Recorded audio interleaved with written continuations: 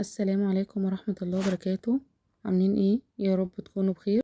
تعالوا نعمل مع بعض النهاردة البفتيك بصوص الثوم والبطاطس.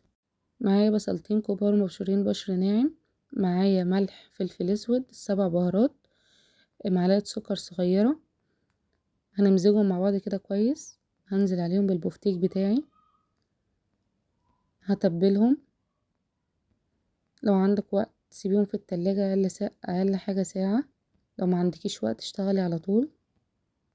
معايا طاسة على النار فيها معلقتين من الزيت، هنزل عليهم بالبطاطس بتاعتي اللي انا مقطعاها مكعبات.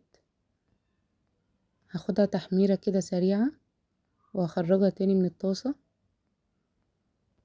انا عايزة اديها تحميرة سريعة كده عشان ما تتكسرش معايا في قلب البفتيك. بعد كده في نفس الطاسة هنزل بمعلقتين من الزبدة ومعلقة توم كبيرة، هقلبها قلبتين كده وهنزل عليها بالبفتيك بتاعي، هديله زي صدمة كده على النار.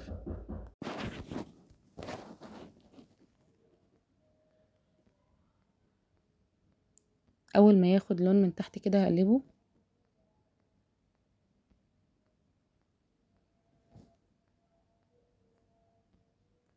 هعمل كل الكمية بنفس الطريقة.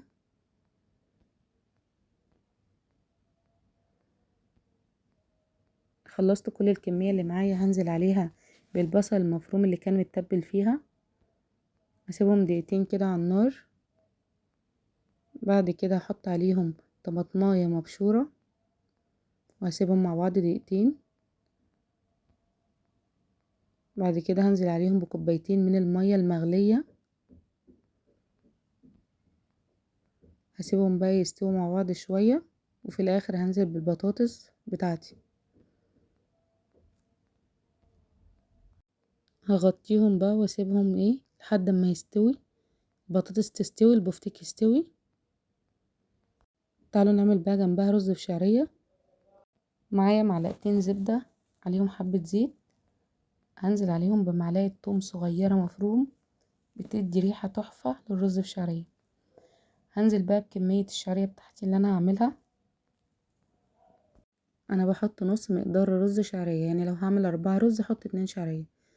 بص انا مش بخليها تتحمر معايا قوي.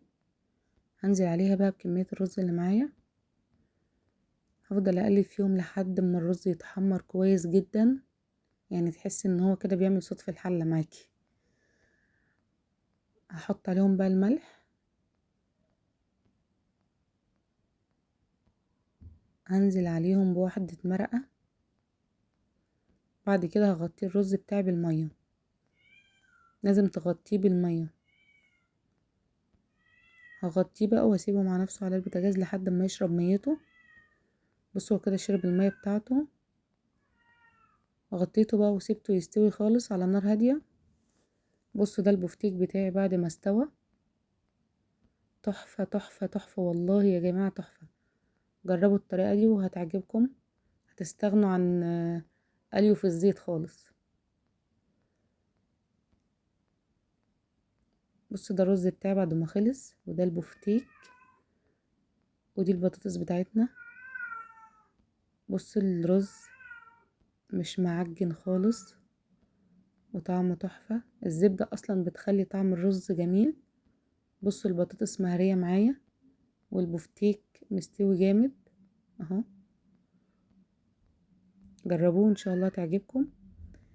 وبكده خلص الفيديو معانا. ولو عجبكم الفيديو ما تنسوش تشتركوا في القناة. والسلام عليكم ورحمة الله وبركاته.